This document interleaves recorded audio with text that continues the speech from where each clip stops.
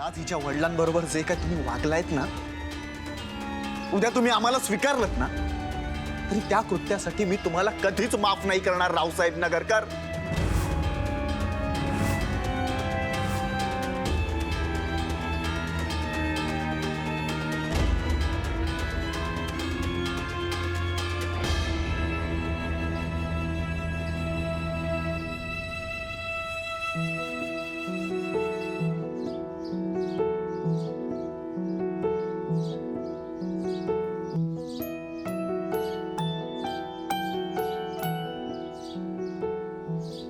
चला निघू. थांबा. हो का चाललायत? छोटे मालक आम्हाला जाऊ द्या. तुमचा मुक्ताचा लळा लागला तर पाय जड होईल आणि इथून निघता येणार नाही. आधीच सगळ्या गोष्टी अवघड होऊन बसल्यात आमच्यासाठी, त्या आणखी अवघड करू नका. एकीकडे तुमच्यावर आमचा जीव असला तरी दुसरीकडे मालकांच्या पायाशी इमानदारी आहे आमची. आज तुमच्या दोघांमुळं आमच्या सगळ्यांच्या समोर त्यांचा अपमान झाला. राहून राहून लय मोठा गुन्हा केल्यासारखं वाटायला लागलंय मला. मोठ्या मालकांच्या जीवाला चांगलीच ठेच लागली असेल.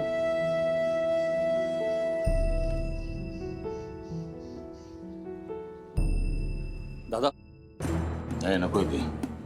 ताबडतोब जा आणि बघ तो आत्माराम त्याचं कुटुंब इथून गेले की नाही.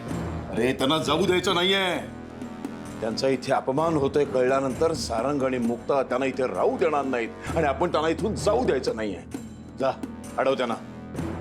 अरे मी काय बोलतोय कानामध्ये शिरतं का नाही? थांबव त्यांना. हो दादा.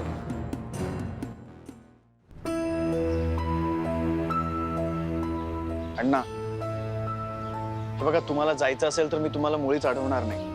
पण फक्त माझी अशी इच्छा आहे ना की तुम्ही असं इथे अपमानित होऊन नका जा. तुम्ही इथून आदरानं जावं इतकंच. जाऊ दे त्यांना.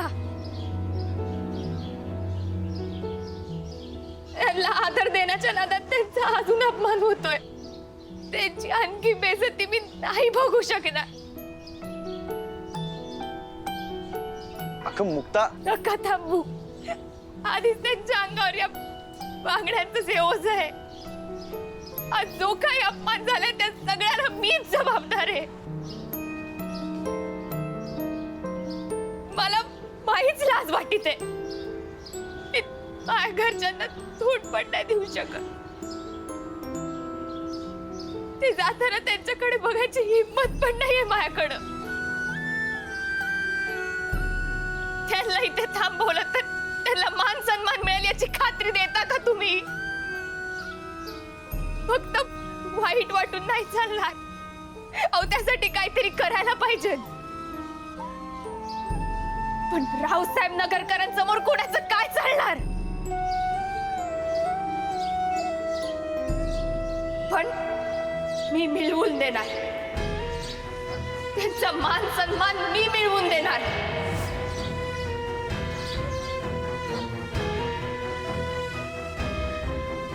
तुम्ही जीवाचा ढोल बनून आणलेल्या या भांगड्या मी माझ्या हातातून कधीच काढणार नाही. ते मला सतत जाणीव करून देते. तुम्हाला तुमची इज्जत, तुमचा मान सन्मान मला परत मिळवून द्यायचा आहे.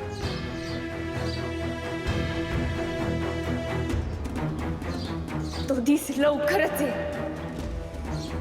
जेव्हा नगरकर मला सून म्हणून स्वीकारते. आज जे काही घडलं त्याबद्दल एक दिवस त्यांना नक्की पश्चाताप होईल.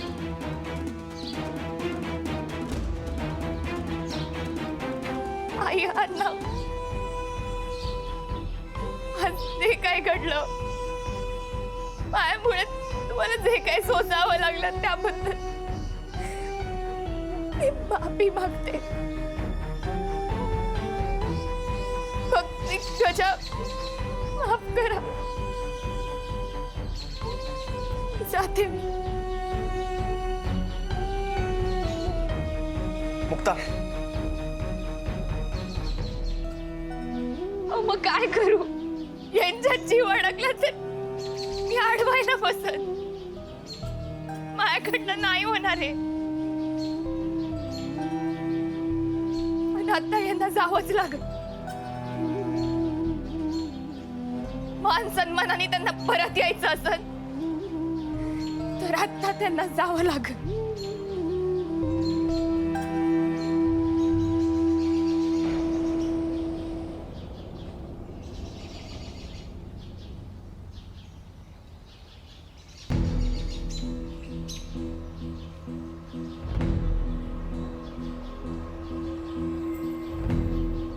यांना कसं थांबवावं?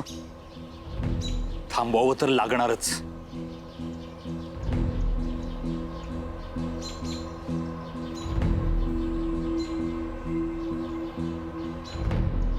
थांबा, मी विनंती करतो, फक्त थोडा वेळ थांबा.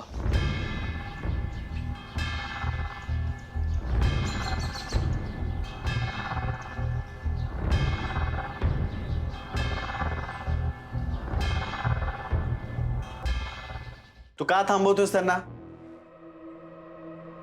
हे बघा, प्लीज मला माफ करा. म्हणजे मला चुकीचं नका समजू. मी दादांचा प्रत्येक शब्द पाळतो, कारण दादा माझ्यासाठी गुरुस्थानी आहेत. मला त्यांचा हेवा वाटतो आणि मी त्यांचा जास्त आदर करतो. म्हणून तुमचा जो काही अपमान झाला त्यासाठी माझा पाठिंबा आहे असं अजिबात नाहीये. प्लीज असं काही समजू नका. जे काही झालं ते चुकीचंच होतं. म्हणून मी स्वतः दादांशी बोललो. त्यांना म्हणालो की आत्मारामचं कुटुंब म्हणजे हे मुक्ताचं कुटुंब, म्हणजे आपलंच कुटुंब नाही का?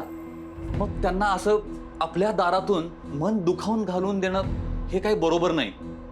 अशाने आजवर जो काही आपण दानधर्म केलाय त्याच्या पुण्याला काहीच अर्थ नाही राहिला. आजवर आमच्या दारातून कोणीच रिकाम्या हाताने कधी गेलं नाही, हो ना सारंग? म्हणजे तुळशीचं पान का असे ना हातावर असायचंच. आणि आज आत्माराम तुमच्या कुटुंबियांना असं निराश होऊन जाताना पाहिलं आणि मला ते काही पटलं नाही. अच्छा, काय म्हणाले ते? अरे ते माझ्यावर ओरडले, चिडले, पण त्यांना माझं म्हणणं पटलं आणि म्हणूनच ते तुम्हाला भेटायला इथे येत आहेत. माझ्यावर विश्वास ठेवा. मी खरंच सांगतोय, आता दादा इतक्यात येतीलच. तोपर्यंत मी तुमच्या खाण्यापिण्याची व्यवस्था करतो. हा, नाही, आता घास पण गिळवणार नाही आम्हाला. आम्ही थांबतो, पण जास्त वेळ लावू नका. स्वतःच्या जीवाचंच वज वाटायला लागले आता. पण मोठे मालक इथं आम्हाला भेटायला नाही आले तरी चालन. मालक आहेत ते आमचे, आमचा काय राग नाही त्यांच्यावर. आत्माराम, हे तुमचं झालं, पण दादांना वाईट वाटत असेल आणि तुम्ही जर असं निघून गेला तर त्यांचं मन त्यांना खात राहील. हे बरोबर आहे का? मला काय वाटतंय, सारंग थोडा वेळ यांना प्लीज आराम करू दे. तुम्ही आराम करा, मी येतो. आणि सारंग, आजीकडे जाशील का? अरे आजीला तुझी जास्त गरज आहे. प्लीज तुम्ही आराम करा. हां, मी येतो. दादा येतील.